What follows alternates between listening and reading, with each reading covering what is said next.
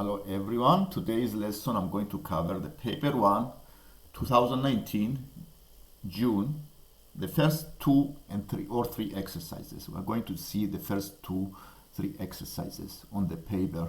The first one it will be this graph, this exercise, which is on coordinate geometry.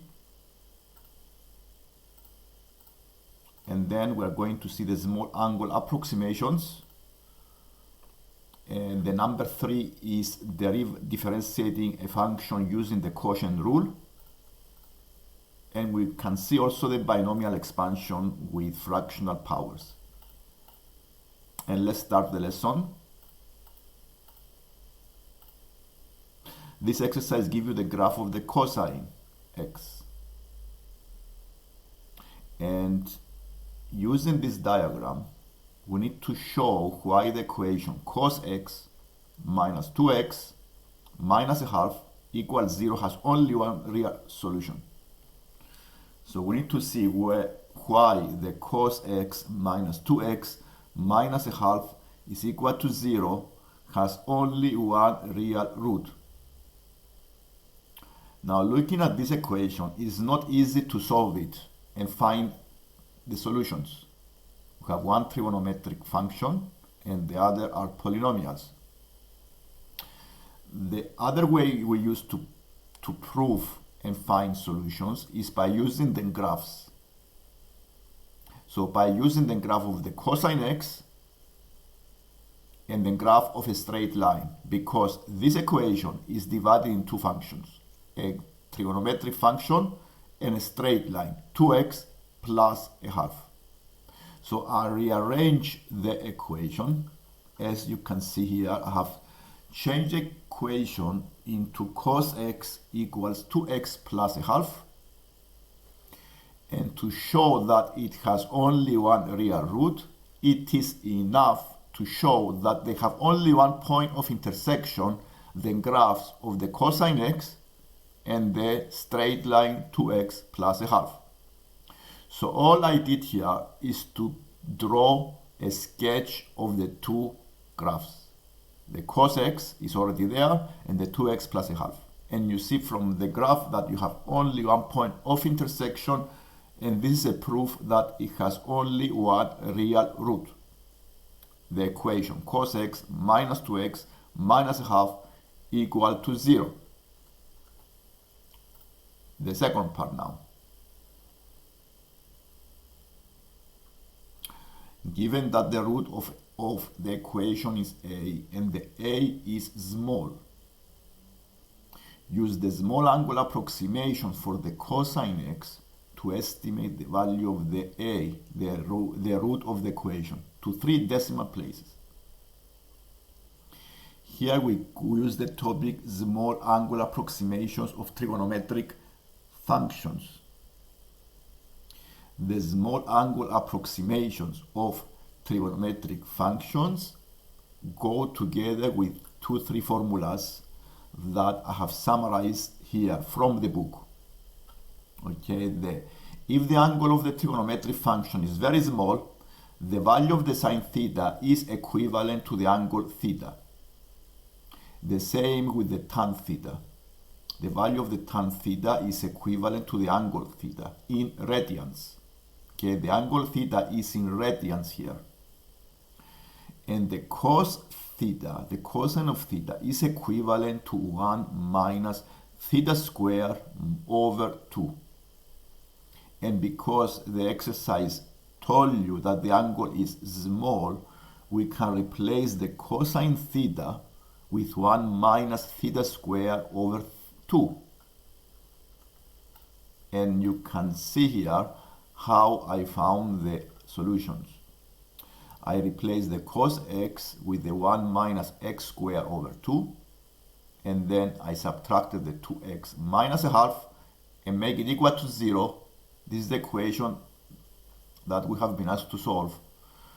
And solving this equation, it can be changed into a quadratic by like terms and multiplications by 2 both sides. I have x squared plus 4x minus 1 equals 0. This is a quadratic that can be solved using the quadratic formula minus 2 plus square root of 5. So this is 0.236. So all I did here is to replace the cos x with 1 minus x squared over 2 because of the small angle approximations identities. And let's go to the second exercise. The other exercise is a fraction, and you have been asked to differentiate the fraction. And if it's a fraction, then we need to use the quotient rule. And the formula for the quotient rule is listed below. The derivative of the y is u dash times the v minus the u times the v dash over v squared. In this case, the u is the 5x squared plus 10x, and the v is the x plus 1 bracket square.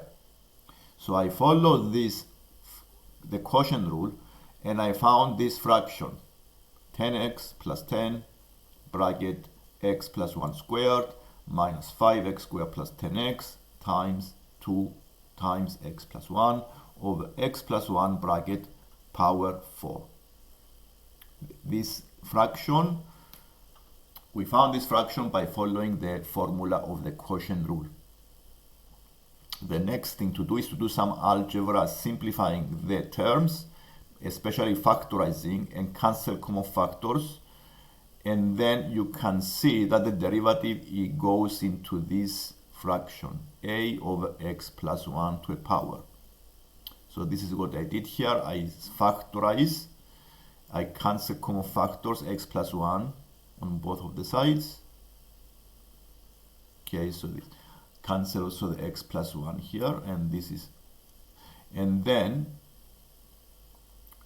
by multiplying the brackets, you can find the value here. So this is x plus 1, so it is, so if you times the brackets here, you see that you have this fraction that we see here, the 10 over x plus 1 to the power of 3. So all we need to do is to do some simplifying the fraction by factorizing and collecting like terms.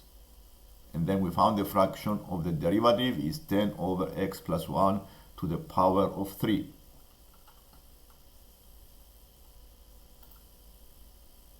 The second part asks you to find the range of values where the derivative is negative.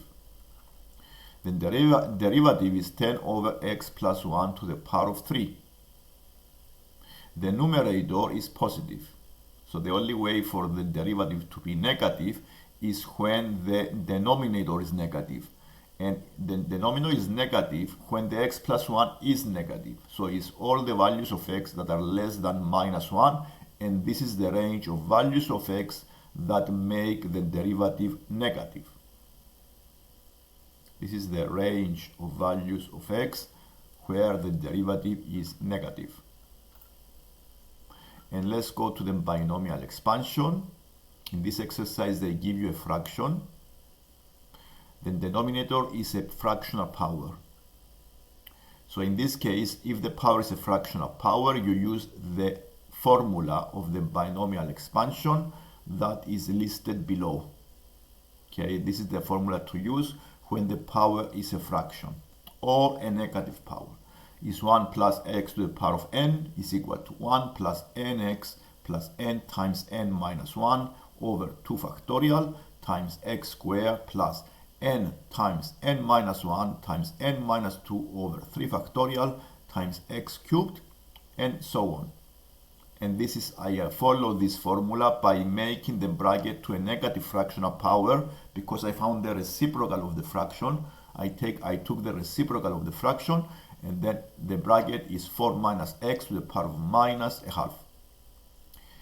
Because the formula starts with 1 here, I factorize 4 out of the bracket, and then I raise both into the power of a minus a half.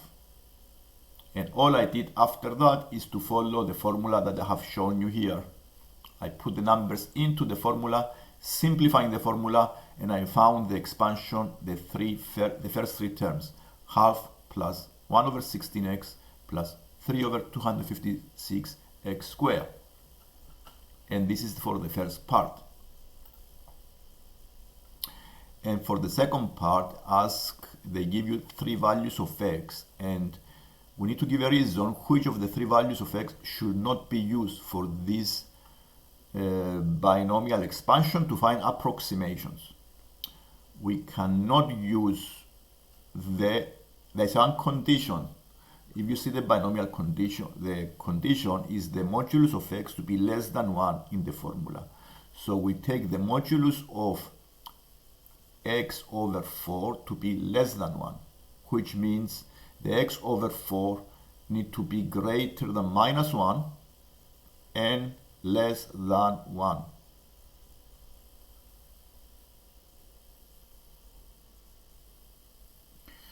And multiplying by 4 this inequality, we found the values of the x. So the x must be greater than minus 4 and less than 4. And since the minus 14 is outside the range, they ask you which of these values cannot be used. And the answer here is the x is negative 14, because it's outside the range we found using the condition. The minus 14 is less than minus 4. And to answer the part 2, state, giving a reason, which of the three values of x will lead to the most accurate approximation to the square root of 2. The most accurate approximation of the square root of 2 is always the lowest value of x, is the minus a half. Okay, this is the minus a half because is the lower value out of the three. So this is okay. So this is the minus a half because it's closer to the 0. That's why it is more accurate approximation to the square root of 2. Is more close to 0. And you see here I have the root 1 over root 4.